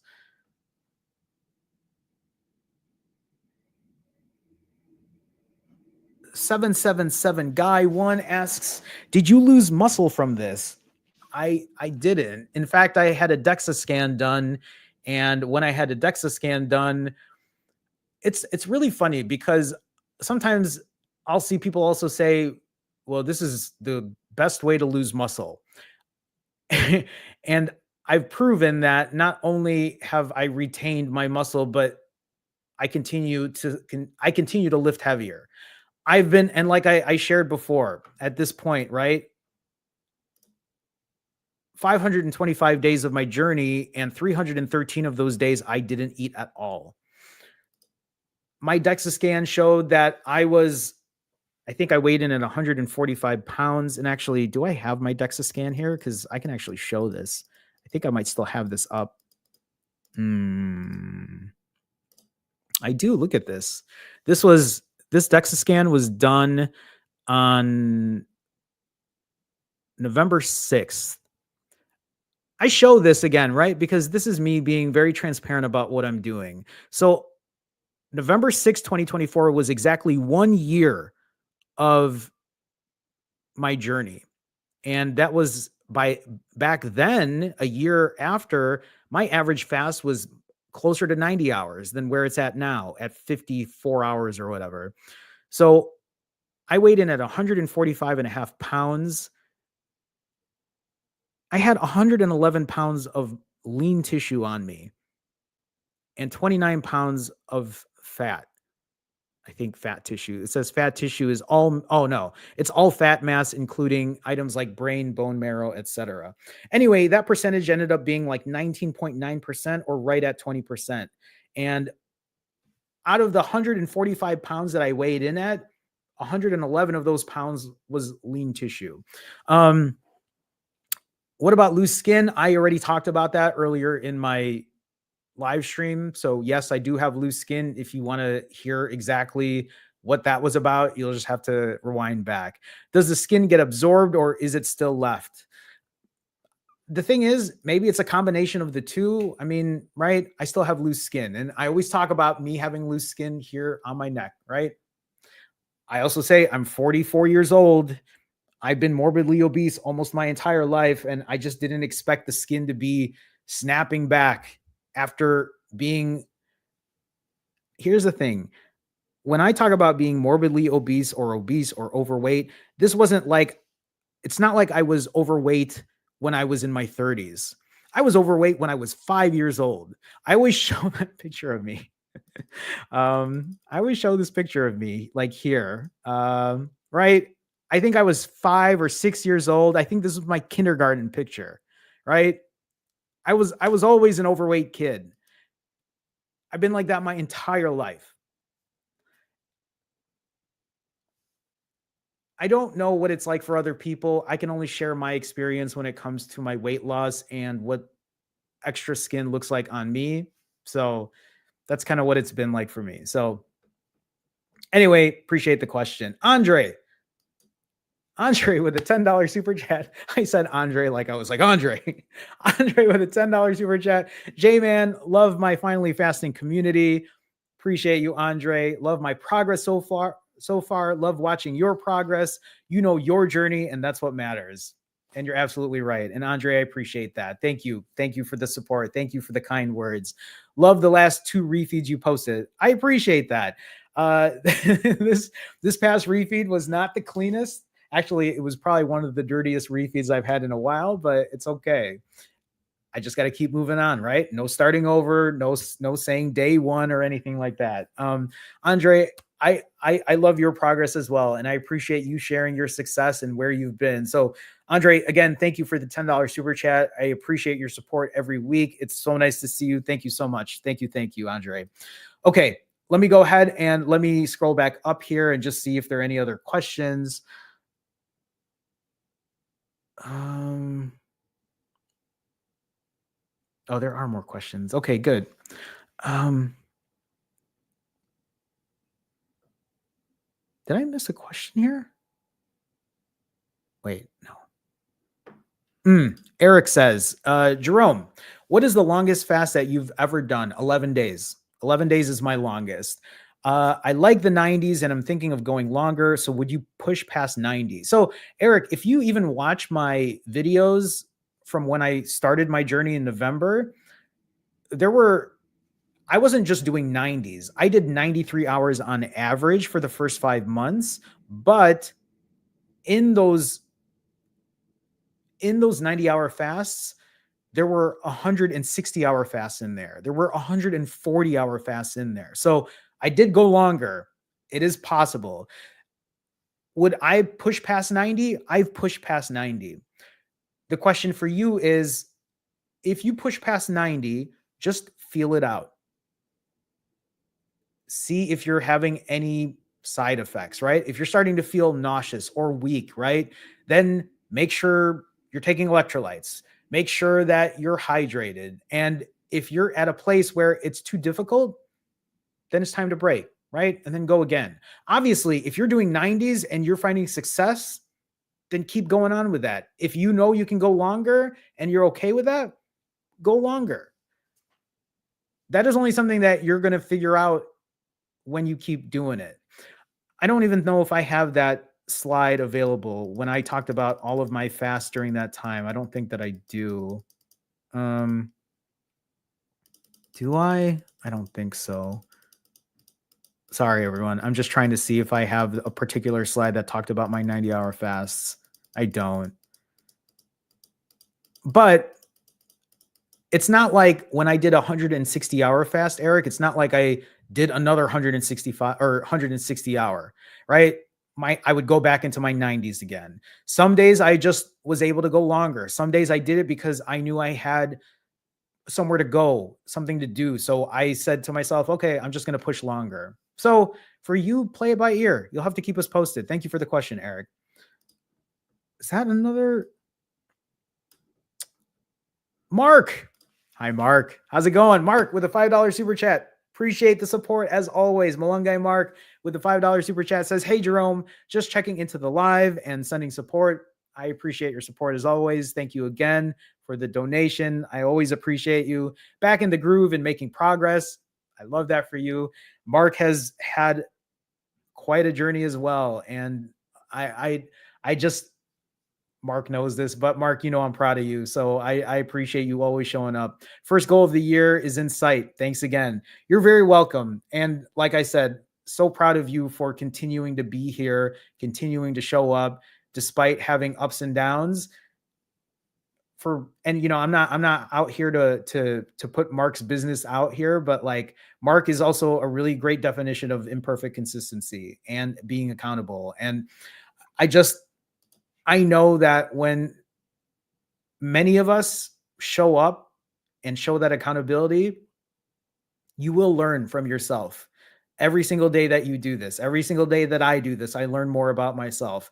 I wouldn't be where I'm at today without having to go through the ups and downs.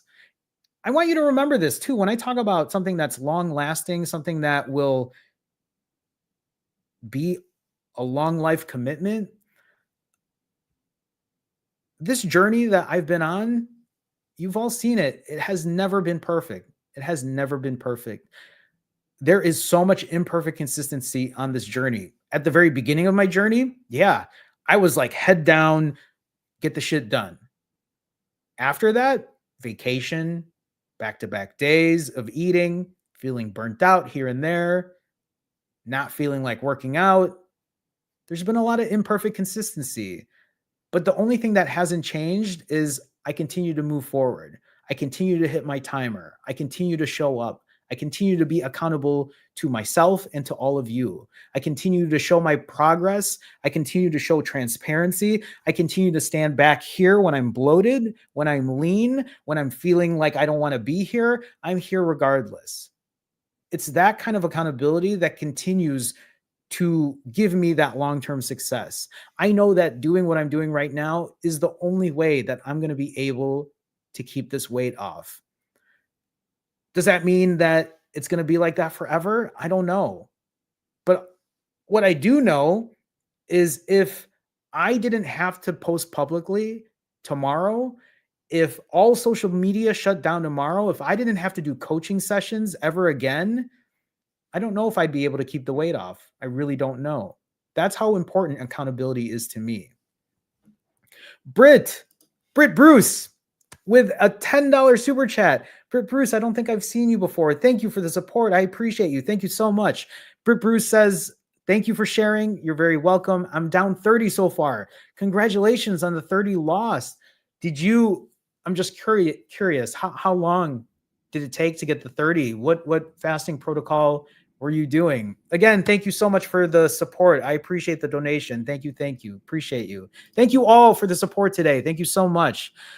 Let me scroll back up here.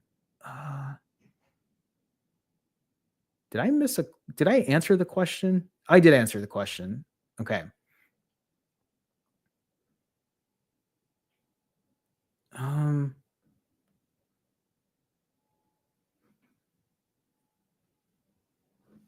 Lexi asks Jerome, I had a day in the middle of my last 90-hour fast where I didn't drop any weight when I weighed in. I'm thinking I was retaining some water.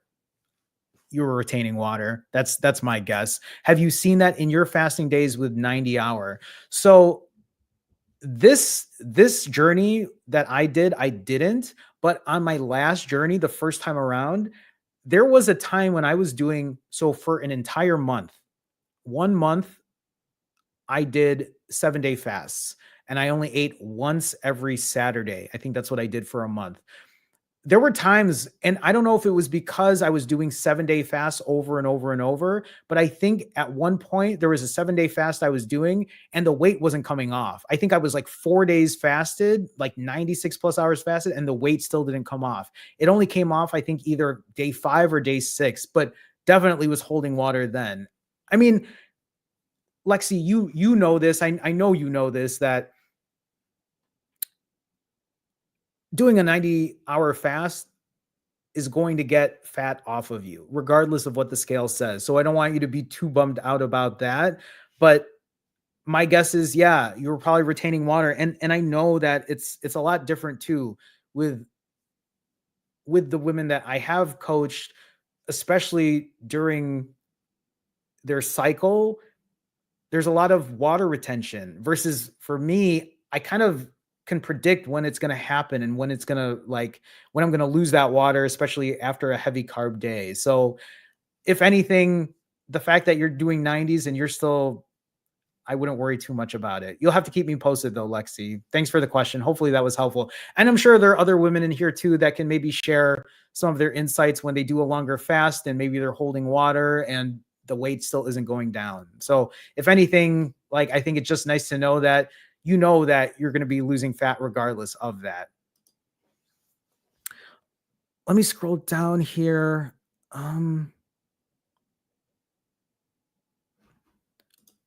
Jason says, what is the purpose of the refeed? The purpose of the refeed is to get calories back in you. So for me, and I'm not trying to be condescending about it. For me, the purpose of my refeed, maybe what you're trying to ask, Jason, is why are you refeeding? Why can't you just fast for longer and lose the weight? Which any of us, right? Any of us can do that. But for me, the reason I refed is it's a mental relief thing. I want to eat. I don't want to fast for super long all the time. I eat because it helps me get back into another fast. I mean, that's the reason I do refeed. I don't know if you're saying what is the purpose of the refeed because of the way I eat, but I eat the way I do because it's also mental relief. Sure, I could eat cleaner. I could eat a specific way, but I eat the way I do because it helps me get myself back onto another fast and it helps me continue to lose weight. I don't know if that's the question that you were really asking, but hopefully that was helpful.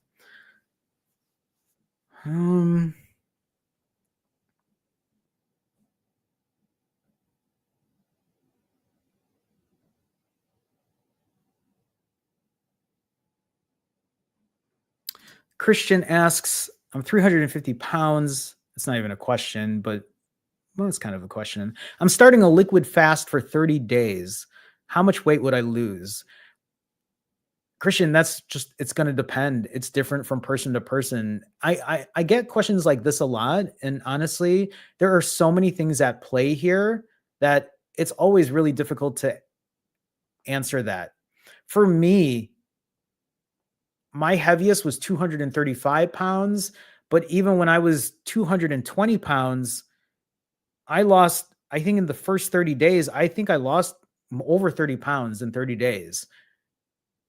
And I was doing 90-hour fasts and I was eating 6,000 calories. So if you're doing 30 days and it's just straight water for 30 days, I'd imagine you'd lose a significant amount of weight during that time. I already lost 140 once, but gained the weight back. I think, if anything, Christian, and this isn't to deter you from doing a 30-day fast, but I think this is more so, hey, if you're able to do 30 days, like amazing. But more importantly, can you lose that weight and continue to keep it off? And this is where the imperfect consistency part comes into play. A number I don't really have for you. My guess is you're going to lose more than I did by doing by doing a 30-day fast versus me doing 90-hour fast and eating 6,000 calories. My guess is you'll probably lose way more than 30. What number that is, I don't know. But I'd imagine at 350 pounds, I don't know how tall you are, but I'm sure that weight would drop fairly quickly, especially at the very beginning. You'll have to keep us posted, Christian. Appreciate the question.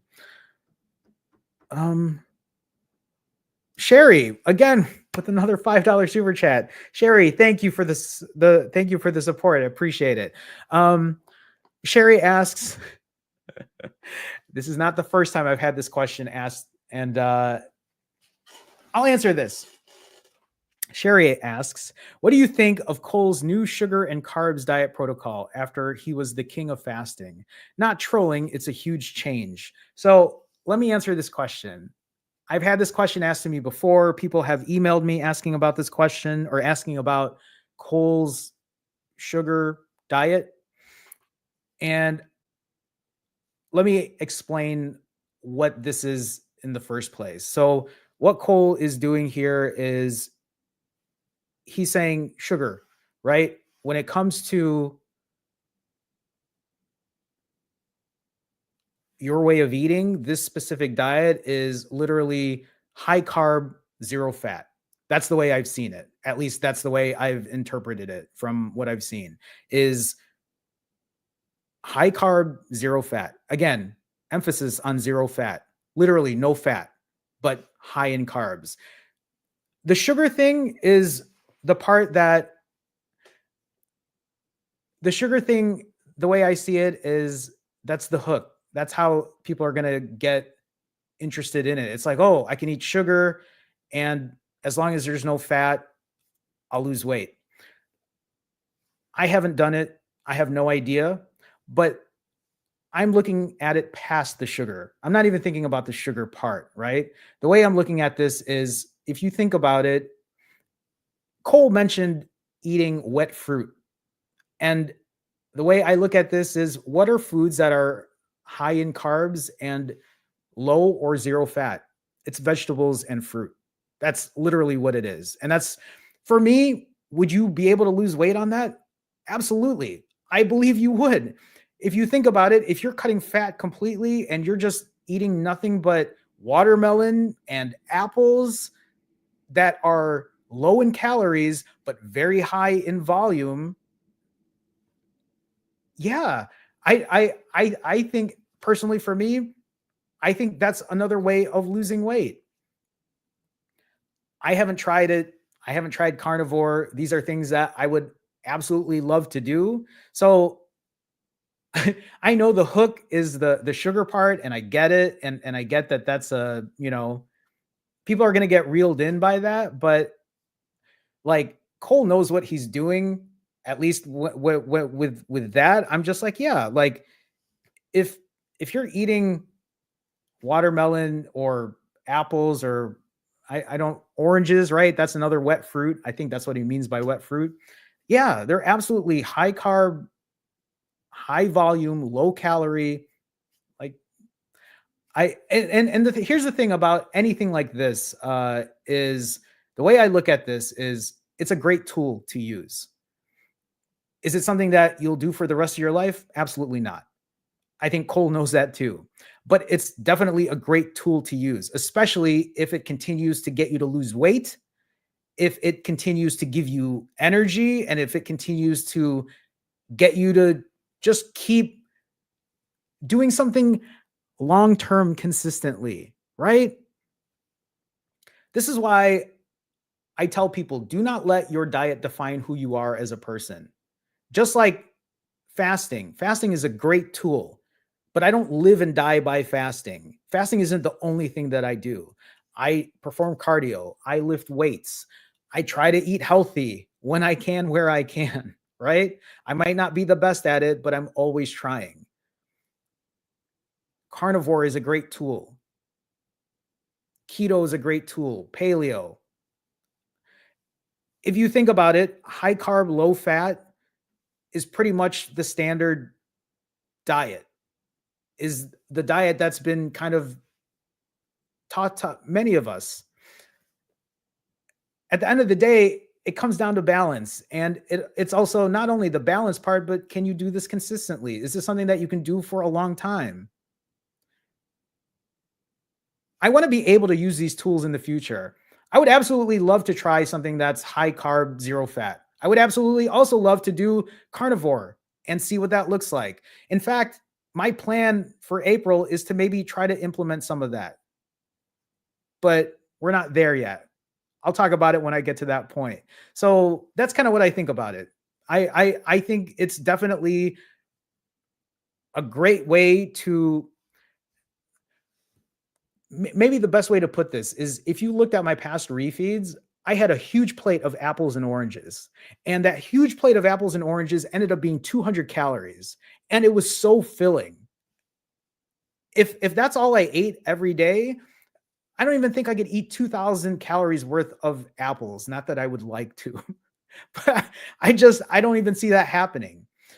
Anyway, I don't know what the results would be because I've never tried it. I've never done it, but I love that that's another option. I love that there are options out there. I love, if anything, that it's another tool for your toolbox, just like fasting is the tool for your toolbox.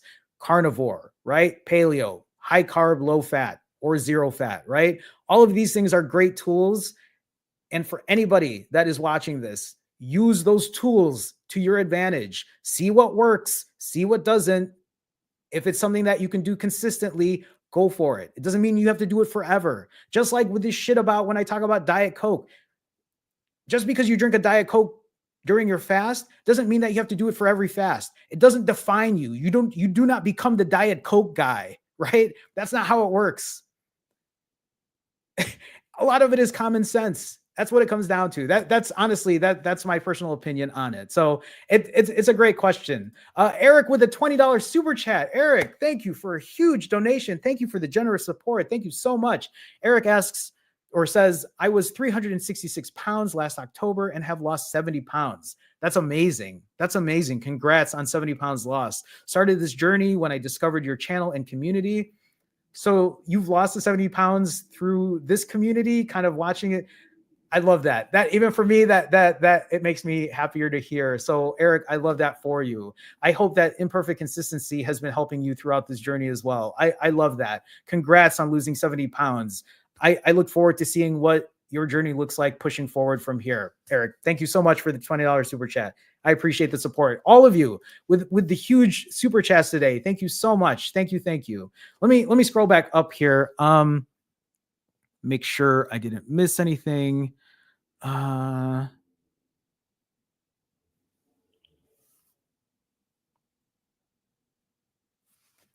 Sorry, everyone. If you're just catching me right now, I'm just looking for questions. If you have questions, please ask them. I'm doing Q&A right now. I'm doing Q&A, so please ask. Sherry says, Jerome, what do you think? And I know Sherry just said something earlier, but what do you think a clean diet What do you think is a clean diet? Oh, so for me, and like I remember, I'm not a dietitian, I'm not a doctor, I'm not a right, I'm none of those things. I'm just somebody who's just trying to figure it out. For me right now, I think when I talk about eating a clean diet, I say this, and if you've worked with me as a coach before, you've heard me say this. I like to look at things called uh I like to look at it as like the one ingredient way of eating. Let's just call it the one ingredient way of eating. What I mean by that is a banana is a banana. A carrot is a carrot. Meat is meat.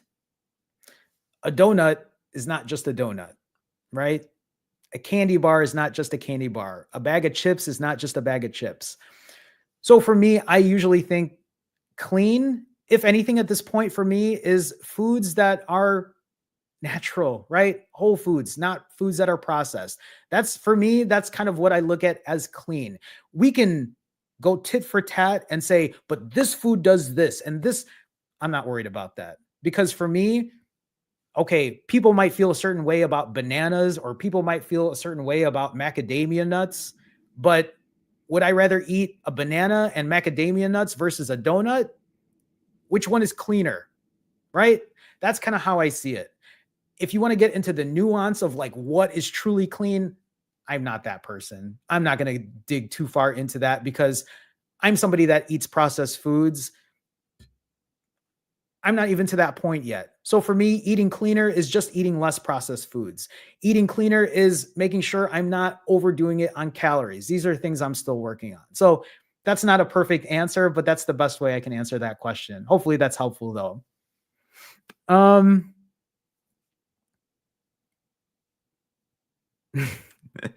Victoria says, "You're a cute big boy." Thank you, Victoria. I appreciate that. Thank you so much.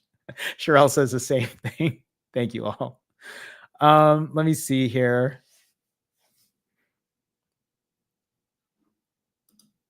Javier Butron. I don't know. I probably am butchering that. Any levers to improve metabolism? I'm going to leave this question to other people in the chat.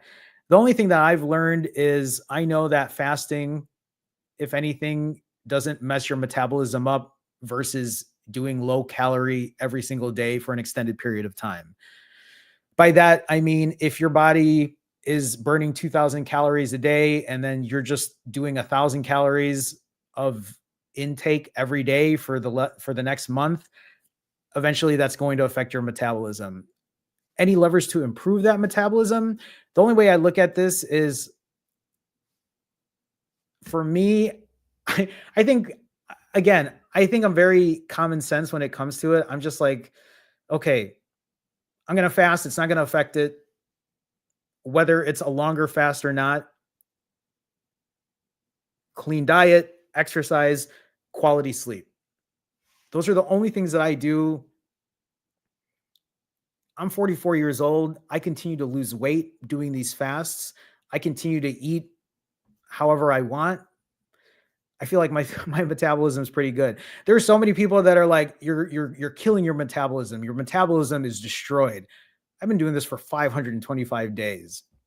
I'm in the best shape of my life. I'm in the best shape of my life. My blood work is optimal. I have no issues. I don't take any medication. I've never had any kind of weight loss surgery, right? I've been able to reverse type 2 diabetes after being diabetic for 20 plus years. So that's all I have to go off of. This is the only thing that I can share and show to any of you. So that's why I said I'd leave the question to other people on here because that's the best way I can maybe answer it.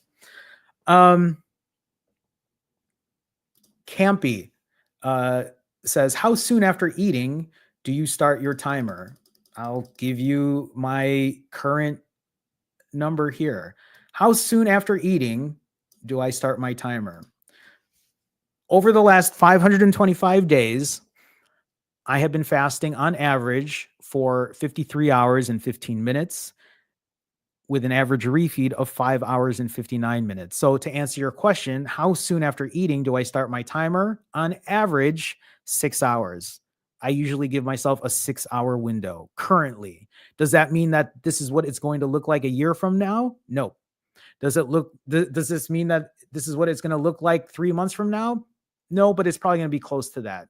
This is always changing over time. In the first 90 days of my journey, or the first 90 days, in the first 138 days of my journey, when I was doing 93-hour fasts, my average refeed was only 4 hours. I think maybe a little under 4.5 hours. So it changes over time.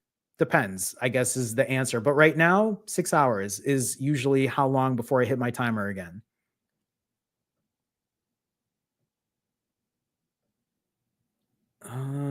Okay. Again, if you hear me pausing, it's because I'm looking at questions and seeing if anyone else has any other questions.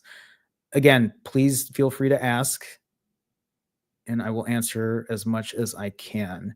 Javier says, "How did you calculate the amount of calories per refeed? Just to satiety, or do you have a target?" I don't have a well. This is a two-part answer here, Javier. So the amount of calories per refeed, that was just what I used to do. Is I would eat to satiety, meaning I would eat until I felt full. That's how I would do it. And then I would calculate on average, right, where it was. And usually that's around 5 to 6,000 calories per refeed.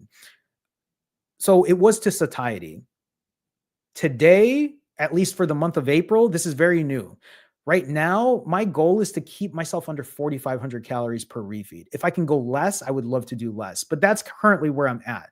Why? Because I want to be able to do something different outside of just eating whatever and then saying, "Hey, I ate 6,000 calories." Yesterday was different because I just ate like garbage yesterday. That was a very dirty refeed. But for the month of April, I've been trying really hard to keep my calories at a lower amount and eat cleaner at this point. Uh,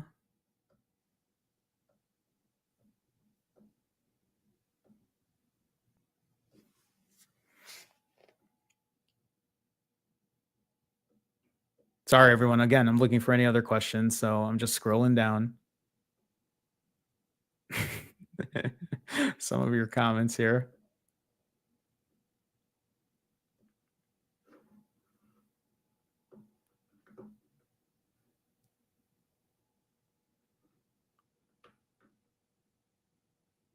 Okay. I think we're good. Everyone, two things. Two things. Listen, I know a lot of us get very hell bent on what the scale says. I know, myself included, use the scale as a measuring stick of success and failure. And I want to remind you all that the scale doesn't have to be that. The scale isn't that. Just because the scale isn't what you wanted to see, do not let that detract you from your progress. Just because the scale is where it's not where it's just because the scale is not where you want it to be right now doesn't mean that you are less of a person. It doesn't devalue who you are. Please remember to continue respecting, accepting, and loving yourself for who you are today. I know it sounds cheesy, I know it sounds campy, but honestly, we're more than what the weight on the scale says. Took me a long time to realize that shit. Still does today. Still a very hard thing for me to accept fully. At the same time, I want you to understand. I want you to understand. Yeah, I guess I want you to understand that you are not alone on your journey. I'm currently 21 hours fasted. I want you to remember that you're not alone. We're doing this together. We've always been doing this together. I haven't left you for 525 days. My hope is on day 1000, I'm going to still be here. We're going to still be doing this damn thing because the journey doesn't end. Remember, your health, your happiness, your health and wellness should be number one priority. Yes, family is important. Yes, your job is important. Yes, all of these things are important. But without your health, what's the point? There's no point. You'll have none of these other things without your health, without your happiness. Don't forget, when you're struggling, when you're like, "I can't do this, why me? Why am I in this situation? Listen, I'm in the same situation. Look at everyone in chat. There are many of us that are in a similar situation. You are not alone on this journey. Please remember that. I'm looking at the comments here. Kim, I didn't see your question. Ask it again. Oh, shit. No, you sent the super chat. I'm so sorry. Kim, I'm so glad you said something. Kim with a $5 super chat. Kim, I appreciate the support. Thank you so much. Thank you for the support. Kim says, do you feel like lifting while you're fasting? Do you feel like lifting while you are fasting? Does it have an impact on your ability to build muscle? Kim, so to answer your question, for me, here's how my lifting protocol is now. The best time for me to lift is, so when I refeed at night. I always eat at night. Why do I eat at night? Because if I eat earlier in the day, I have a harder time not eating in the evening. Meaning, if I were to break my fast at 12 p.m. and only eat until 2 p.m., at 10 p.m., I'm going to go insane. So for me, I like to refeed at the end of the night when I'm done with all my work. And what ends up happening is I will then lift weights the next day. I will lift heavy the next day because that's when I feel like the calories will be at its best. I can use it to its advantage then. I will also lift the day after. So 24 plus hours fasted, I'm also lifting the day after. I'm probably like 35 or something hours fasted in, I'm lifting again. Now, past that, I don't like to lift anymore. The ability that it has to, the ability for building muscle, I'm continuing to add heavier weight. I'm continuing to find progress in what I'm doing. So I don't think I'm not building muscle at this point. The problem is I've messed up my bicep. And so I haven't been able to do certain kinds of lifting. So I know it's having an impact because of my bicep. But in general, before the bicep injury, I guess you could say, I haven't had any issues. And a lot of that, though, is because I have been able to lift the next day after a refeed. I'm taking advantage of the calories then. So it's been helpful to me in that regard. Hopefully that answers your question. I don't know if any other people answered that, but that's kind of how I do it. That's the approach I take at that point. Kim, thank you so much for the $5 super chat. I appreciate the support. Thank you so much. And it looks like there was another question. Lisa. Hi, Lisa. Lisa says, how do you handle social situations that involve food when fasting? Do you just tell them you're fasting and still go? Stay home? Lisa, I've done a combination of both. I just put a video out yesterday. Yesterday? Yeah. I put a video out yesterday where in the middle of my 65-hour fast, I got invited to go to a bar at night for drinks. And I went, even though I was like 50 some hours fasted, I went. And I just had a Diet Coke. Sometimes you have to bite the bullet. Yeah, I tell people I'm fasting, but at this point, I don't hide it from anyone. I don't make excuses. I'm like, yeah, I'm just fasting. If they want to hear about it, I'll share it with them. I'll be like, yeah, I lost 80 pounds. Fasting is what works for me, right? I end the conversation quickly. There isn't much that needs to be added in it. If people want to like add on to it, isn't this unhealthy? Isn't this? I'm like, yeah, I used to be a type 2 diabetic. I used to weigh 235 pounds. I'm no longer diabetic. I no longer weigh 235 pounds. I wear a 28 size waist. I'm in the best shape of my life. People usually end the conversation there. There's not much that needs to be added into it. So yeah, I still go out. I still go to social gatherings, even if I'm fasted. And some days I will break my fast if I feel like I'm going to eat. But that depends. Again, I think it's really important to practice imperfect consistency so that you are able to accept imperfection in that way. I don't know if that's helpful, but hopefully it is. But yes, that's how I handle those social situations. Sometimes I stay at home, but for the most part, I'll go out. I'm okay with it. And what I do for most of my friends at this point, they're just like, Jerome, what days are you eating? What days are you eating? So then we can work around your schedule. And that's usually what happens at this point. Now, if something is not because of me and there's just something happening, then I will adjust my schedule, or I know I'm going there and I'm just having a Diet Coke. That's kind of how I handle it at this point. So thank you for the question, Lisa. Appreciate it. Okay, last question, and then we're gonna sign off here. Mehek says, if you're breaking an extended dry fast, how long do you do liquid before transitioning to solids? I cannot answer this question for you because I have never done an extended dry fast. The longest dry fast I've done is somewhere around 16 hours. This question will be better handled by other people who have done extended dry fasts, but at the same time, I just want to caution you that be very careful on how a lot of this works, because you don't want to just take anyone's answer and just do it that way. But just be careful, because dry fasts I know are more on the extreme side, and there are certain ways of doing it. And I cannot answer that question for you because it's not something that I've done. I can't share my experience with that. I know that there are some people, though, who will do liquids for a full day or 2 days before they even do anything that involves food. Or it'll be 2 days of liquids. Maybe on the second day, they do some bone broth and then start incorporating very small portion. Again, I don't know. I haven't been in that situation. So I know I can't give you that answer on that, but hopefully you figure out what that next step is there for you. I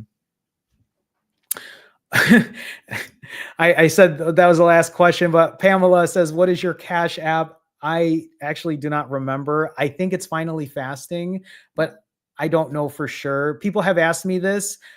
I will probably start adding this into my description. Again, I appreciate all the support. So I appreciate you even thinking of something like that. But I do believe all of my Cash App, my Venmo, my PayPal, it's all Finally Fasting. If it isn't, then I will update you all next week, but I'm pretty sure that's what that is. So Pamela, either way, thank you. I appreciate that.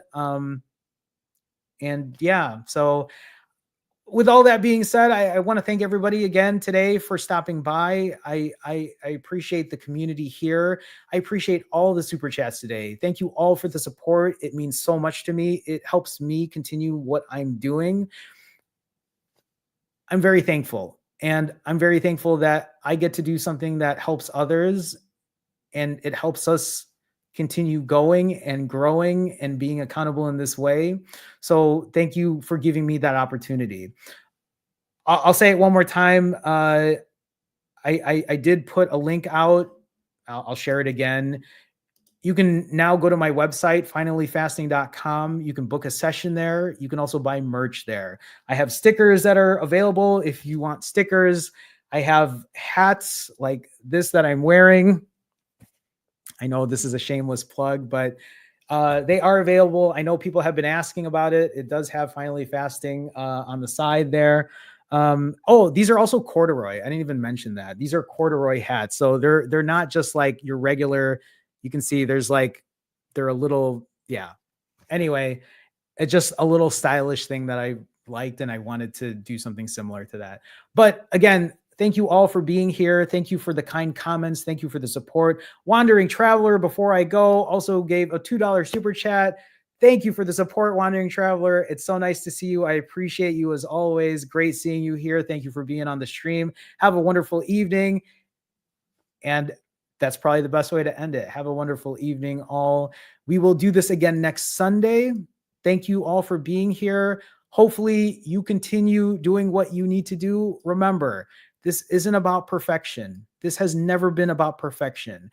Do not worry about everybody else saying you have to do X, Y, and Z this way. All that matters is your journey is something that will continue improving your health and happiness. Remember that. Your journey, what matters the most is what will continue improving your health and happiness. Do not worry about doing things in such an exact manner. Instead, do something that you know you can do that will continue to work for you. And try different things. And if it doesn't work, use a different tool. Use these tools to the best of your ability and keep going. With that being said, thank you all so much. We'll do this again next Sunday. Continue your April challenge. For people who started on April with me, show up in the comments. Let me know where you're at. Do not think that you can just run away from this again, you want to be in on this challenge, show up in the comments. Show up for me, show up for others. I'm here. I'm doing it every day. So I expect you to as well if you said you were going to do this in April. All right. We'll do this again next week. I'll have other videos in the meantime. For now, I'll see you.